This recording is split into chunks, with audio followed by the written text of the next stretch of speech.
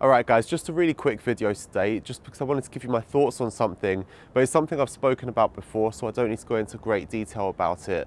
But it's one of those topics that I think is really important, and so it's a good idea to bring up every now and then. And hopefully by doing this short video, it will help you to reflect on your own trading and how this impacts you, and whether, some of the things we talk about are true for you and your trading as well. So basically, earlier I read an article which was about a clinic that was opening up in Scotland to help treat cryptocurrency trading addiction. Now, reading that article, it was quite clearly that the media are picking up on this as, trying to sensationalize this whole cryptocurrency craze that's been going on. Anything that's sort of negative about cryptocurrencies, they like to jump on it and show how this is changing people's minds and changing the world and so on. So, take that with a grain of salt, what they're saying about a cryptocurrency addiction. But when I was reading that article, I was thinking, why are they bringing this up now? Like, trading addiction is something new because of cryptocurrency. It's actually something that's been around probably as long as trading has been around. Definitely as long as I've been trading, then there's been trading addiction. And I think at times I've probably even suffered from it myself. Like, I've spoken before about how trading has ruined some of my personal relationships that I've had before I realized how to cope and how to actually plan my time better and adjust to having an actual life rather than just trading all the time. And that's trading addiction to a certain extent. You're getting addicted to the process of trading. Of course, there's dopamine releases when you're actually in trades. You get that buzz, that rush. And so if things are going well for you, then one, you're making money, so that's fantastic. And two, you're getting a dopamine hit every time that you're in a trade. So you're just going to keep going and it will take over your life.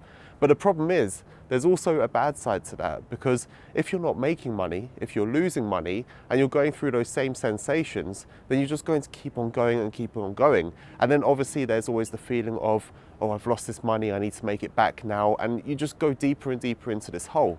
And I'm not saying like I was on the good side of this addiction, because I've gone through that as well. Before I became a profitable trader, before I finally learned what I was doing properly, I burned through accounts. And probably part of the reason I kept going and kept learning was because I had a bit of an addiction. I was thinking, you know what, I've lost this money, but I'm sure I'll make it back over time. And maybe I'm going out on a limb here, but I think the majority of people that are watching this video, the majority of people learning to trade, to a certain extent, have got that addiction to trading. Now, whether it's gambling or not, that's another matter altogether. Because obviously if you're gambling and you've got an addiction to trading as a gambling sort of thing, like it's sort of an alternative to going to the casino or putting on bets on the horses or the football, whatever it is, then that's one thing, like you're looking for the rush. But people that are just doing it, wanting to have it as a job, then they're also potentially addicted as well, even if they're not gambling with it. But you need to be really careful about where this leads to, because I think a lot of the times people are making money with their trading and, going on a nice run of winning trades, and they see the profit in their account. And then eventually maybe they'll lose it, and it will be because they were on a lucky run, that they weren't actually doing something consistently that can be sort of sustainable over the long term. And so that actually sometimes leads to worse implications over the long term anyway, because you've seen that success, you've tasted it, and you think to yourself, things could be okay if I just get back to whatever I was doing then. But the fact is, you're probably doing the same as what you were doing then. It's just that you were lucky on a winning streak, and now you're on the other side of the coin, which is the losing streak.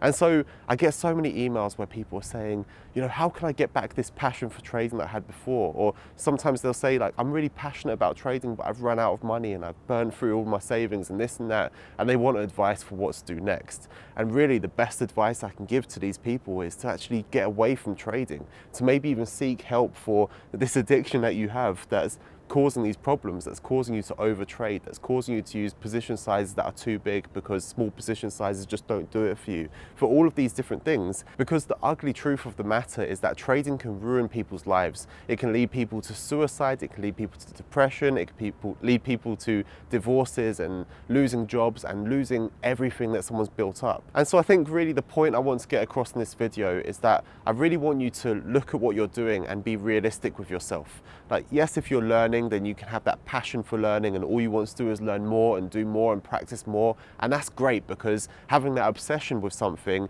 is the best way to achieve mastery in it. But at the same time, you've got to make sure you're not crossing that line into addiction. Sorry guys, the camera cut out and the sun's gone down more, but we're back.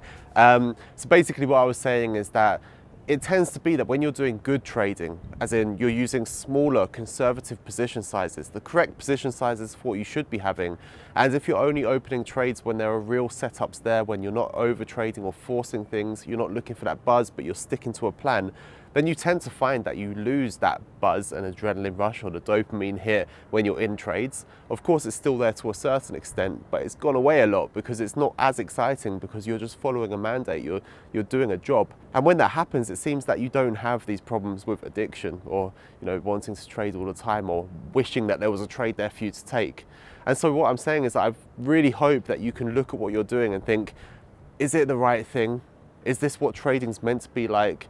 Have I got a problem? Am I sort of doing certain things wrong because I'm trying to get that thrill, trying to get that buzz? Is what I'm doing sustainable? Have I got a problem? Am I ruining my life? Am I digging myself a bigger hole? Because guys, let me just break it to you. Trading's not a get-rich-quick thing. It's not like you're going to make millions within a few weeks, unless you're starting with millions with your starting capital, then potentially. But it takes time. And so if you think you're going to recover huge losses that you might have had in the past super quick by learning what to do better, it's not the case. It's slow and steady, and it's always going to be that way. You might have some success by luck, but it's not going to last. So if you want sustainable success, you've got to do things the right way. And so you've got to question yourself about if you're doing things properly, and if you need to stop trading and seek some help, or stop trading and reconsider what you're really in this for. But anyway, we'll leave that there. Sorry about the ugly background for today, and I'm sorry about my hay fever eyes. I look a little bit like a fish, but I appreciate you watching. If you have any comments or questions, leave them down below. I know I didn't go into loads of detail about causes and solutions, but I just wanted to get you thinking about this topic. But if you like the video, please do hit the thumbs up, and thank you so much for watching. Take care, and I will see you soon. Bye bye.